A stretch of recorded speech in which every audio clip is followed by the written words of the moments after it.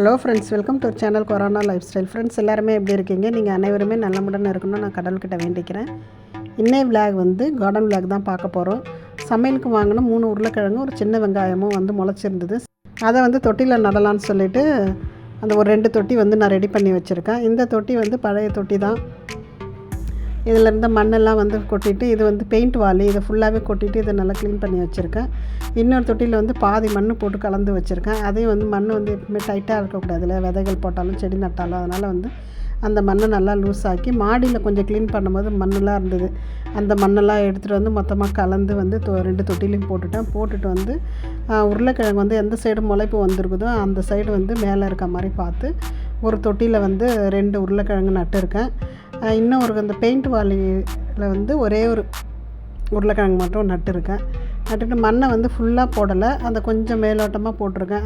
வெங்காயம் வந்ததுன்னு சொன்னேன் இல்லையா, முளைப்பு திறனை, அதையும் வந்து இந்த 2 தொட்டிலையும் வந்து 2 வெங்காயம் நட்டு வச்சுருக்கேன். என்னுடைய குட்டி கார்டனில் வந்து உருளைக்கிழங்கு நான் இதுவரை நட்டது கிடையாது. சின்ன வெங்காயம், முள்ளங்கி, வெண்டைக்காய், பச்சை மிளகாய், அவரைக்காய் இதெல்லாம் வந்து நட்டிருக்கேன் நான். ஆனால் வந்து ஃபஸ்ட்டு உருளைக்கிழங்கு இப்போ தான் வச்சுருக்கேன். அப்போ வந்து அந்த உருளைக்கிழங்குக்கு போதிய தொட்டி இது தானான்னு தெரியல. இருந்தாலும் வந்து ஒரு தொட்டியில், பெரிய தொட்டியில் வந்து 2 உருளைக்கிழங்கும், இந்த சின்ன பெயிண்ட் வாலியில் வந்து ஒரே ஒரு உருளைக்கிழங்கும் வச்சுருக்கேன்.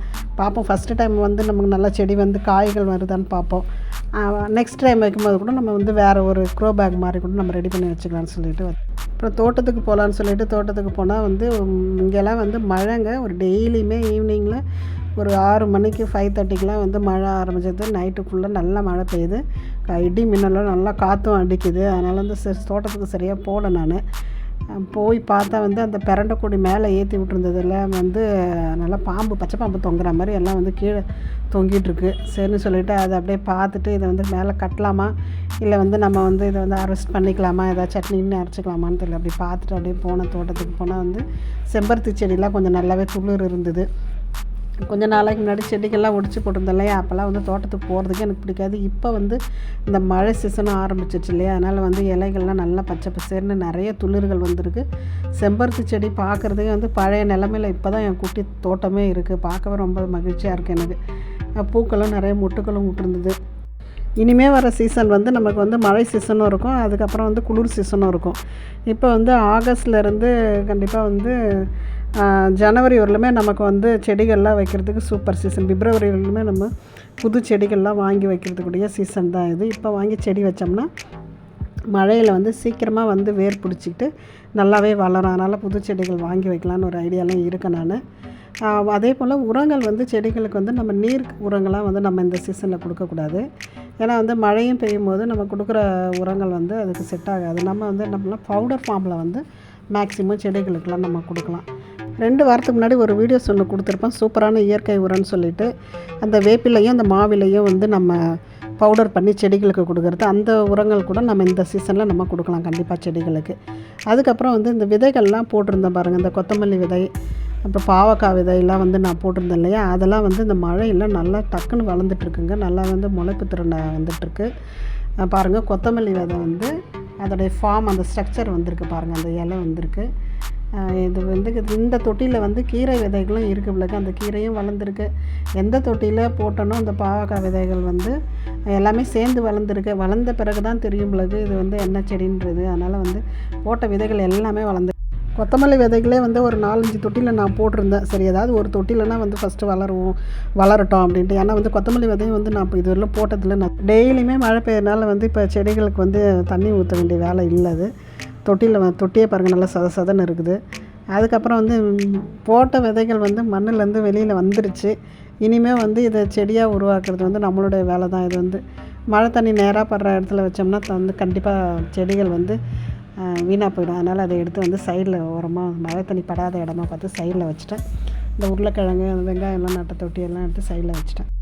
இந்த செடி வந்து அடுக்கு செம்பருத்தி, இந்த ரோஸ் கலரில், இது கூட நிறைய வீடியோஸில் பார்த்துருப்பேன். நிறைய செம பூ கொடுத்துருக்குங்க எனக்கு இந்த செடி. இந்த செடி வந்து இப்போ கொஞ்சம் நாளைக்கு முன்னாடி கார்டன்லாம் க்ளீன் பண்ணும்பொழுது செடியெல்லாம் ஒடிச்சு விட்டேன் இல்லையா, நிறைய வெள்ளைப்பூச்சி வந்து தாக்கின செடி வந்து இந்த செடி எனக்கு. அதனால் நான் என்ன பண்ணேன், எல்லா செடிக்கிட்டையும் இது வச்சுருந்தேன்னா கண்டிப்பாக எல்லா செடிகளுக்கும் இது பரவிடும் அதில் எந்த பூச்சிகள் அப்படின்னு சொல்லிட்டு அதை எடுத்துகிட்டு வந்து நான் கார் பார்க்கிங்கில் ஃப்ரண்ட்டில் எடுத்துகிட்டு வந்து வச்சுட்டேன் அந்த செடியை. அதுக்கப்புறம் வந்து எந்த கிளைகளாக ஒடிக்க முடியுமோ அதையெல்லாம் ஒடிச்சிட்டு மற்ற இலைகள்லாம் கையாலே உருவி போட்டுட்டேன். மொட்டையாக இருந்த இந்த செடி பார்க்குறதுக்கே நிறைய பூ கொடுத்த செடி இது. சரி சொல்லிட்டு இதை அப்படியே விட்டால் வேஸ்ட்டாக போயிடும் அப்படின்னு சொல்லிட்டு நல்லா மண்ணை கிளறி, அதான் ஒரு உரம்னு சொன்னேன் 2 வாரத்துக்கு முன்னாடி ஒரு வீடியோஸ் கொடுத்தேன்ல, அந்த உரம் வந்து நான் கொடுத்துருந்தேன் அதுக்கு. மற்ற எக்ஸ்ட்ரா மண்ணெல்லாம் போட்டு வந்து மண்ணோட மண்ணை நல்லா கலக்கி கொடுத்துருந்தேன். ரிசல்ட் வந்து நல்லாயிருக்கு. கொஞ்சம் இலைகள்லாம் வந்து புது தளிர்கள்லாம் வந்திருக்கு. மழை வந்தாலே வந்து செடிகளுக்கு கொண்டாட்டம் தான் நம்மளுக்கு. எவ்வளோ செடிகள் வந்து நல்லா ஃப்ரெஷ்ஷாக இளம் தளிர்கள்லாம் நிறைய வந்து மொட்டுக்கள்லாம் நிறைய வந்திருக்கு. இந்த நேரத்தில் வந்து நம்ம செடிகளுக்கு கண்டிப்பாக உரம் கொடுக்கணுங்க. உரம் வந்து அந்த லிக்விட் ஃபார்மாக கொடுக்காம நம்ம வந்து திடவரமாக நம்ம வந்து கொடுக்கணும். அதாவது வந்து இந்த முட்டை தோல்லாம் இருக்கு இல்லையா, அதெல்லாம் பவுடர் ஃபார்ம் பண்ணி கொடுக்கலாம்.